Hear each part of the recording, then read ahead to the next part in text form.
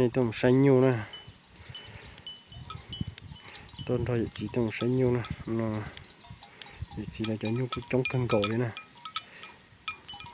ít tiền đua vào nó sẽ thế, bây giờ để nhiều trong cân cổ này chỉ mới giống non thế chỉ cũng như lẩu răm gì nè, cho nhiều nói nha, tí giờ sẽ nhiều sợi nhiều củ xin trộn nhiều củ rong rồi nè, cho nên sẽ nhiều rong nhiều xin trộn cho chơi thủ nè, rồi chả thủ thế này nè.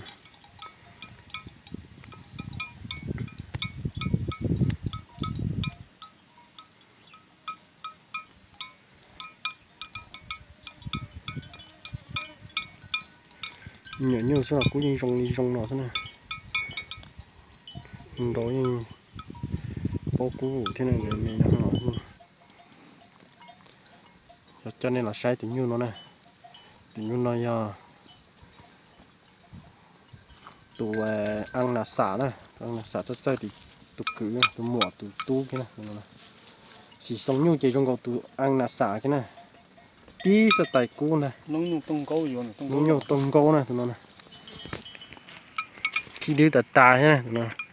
sang chập lời thế như này, cú chơi tua tí sẽ tay đi ăn là xả đó này, tụ ăn rất chơi thì là xả này, nó chỉ là tí ba nông nhung này.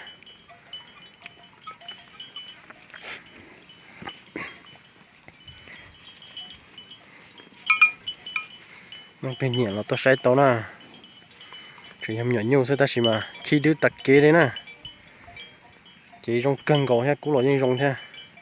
nó cái nhẹ như tôi sai tao nè, thì nó nè, tụi nó chỉ cú tua kia đi trong đi tụi ăn là xả nó chơi nè,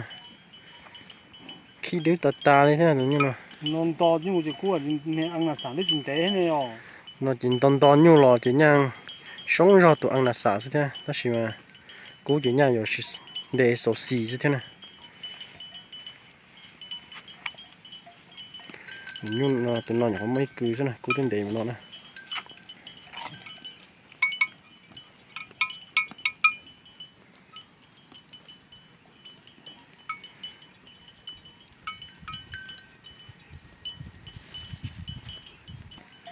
Tụi nhu từ lò dân rong cơn gỗ như thế này, nhưng mà nhỏ nhu sẽ thật mà khi đứa cơn à cho là cho nhu kiểu nó là kiểu tụi nó rau cho nhỏ nhu ít pha nó chỉ nhưng chỉ một tụi chu lai nè, rau cú tại roi nè.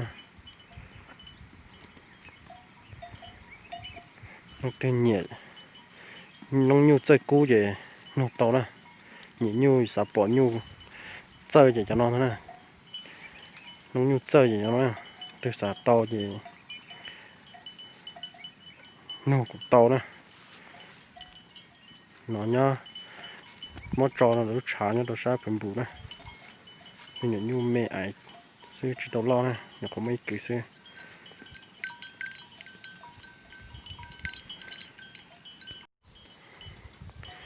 trong nhận cho nhiều quân tế nè, tụi nó quân tế cái gì cũng nhân tài cho lại, to hồ dùng trọc cân cầu thế, lo chờ lại thế này, tôi ở trong pú lại thế này,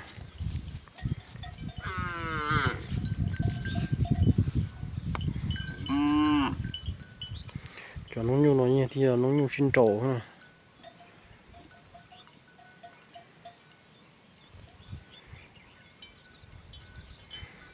Nhận được từ lon to nè, nhu nó nè, đây thì nhu chuẩn mẹ ai chơi ta chỉ mà bón sọ ta nè, bón chè cho bón hồ chứ cho bón rồi, cũng nó trên sọ tiền nè, bao nhiêu lo ta được cú, đây thì nhu xin chùa nè, Có bỏ em nó lý à, sao thì tua hả? nó có đây thì nhu nè, nó sẽ nhu rất cơ nè, cho nhu nó cho nó nhu chơi nè, nhu xin trổ nè, nhu chơi cú nè.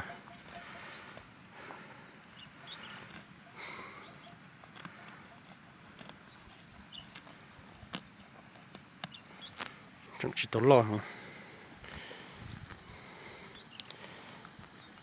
Thật ra ta lựa xong thì dùng bố xin rổ thế này, chỉ muốn gió này, thế nhưng mà gió mặc tí chốc lời đây, chỉ một nhìn đá cổ thế nhìn đá cổ nhóc kia sồn giò thế này tính luôn mình nhìn nó khổ cái hải thế đó cho nhóc đã có san à nếu mà cả nhóc không sụp rồi nhưng nó chỉ nhìn nhóc kia sồn giò là đúng không nè con chó cơn cổ nè cái chuyện chó ta giò này nó giờ cho nó như cục chó tôi nhận đất đan này cho nó như cục chó này cú rong cơn cổ này nè khi đưa tạt tà này thế chủ có nói cười nó thôi, đó chỉ mà cũng tệ một nó này khi đưa tạt tà này tụi nó này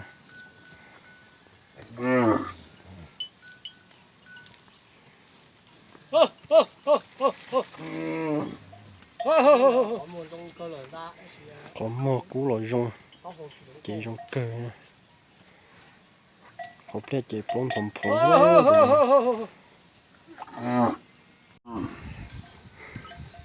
cũng thấy trông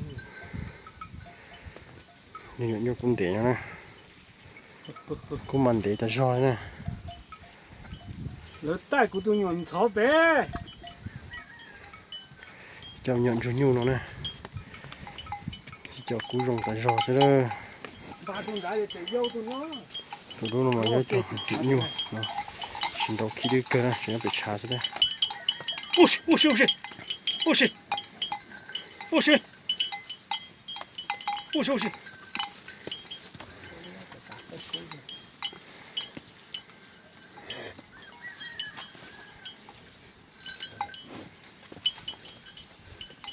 đâu mà chỉ ba tụi nó tại sao nó về nó còn ná nói thì như rong câu cơ nè cô chỉ chọn để hàng đó khi đi tận roi nè tụi nó nè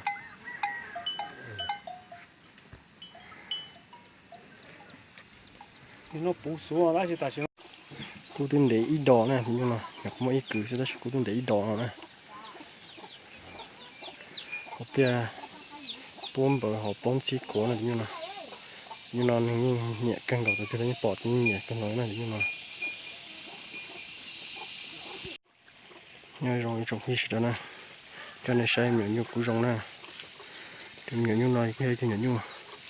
cú rong cân cầu thế thì như nó máy chúng mình gió này gió tỉ là gió này như xịt đa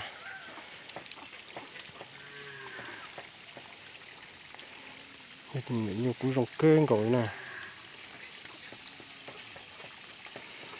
non đen ta gió đi như mà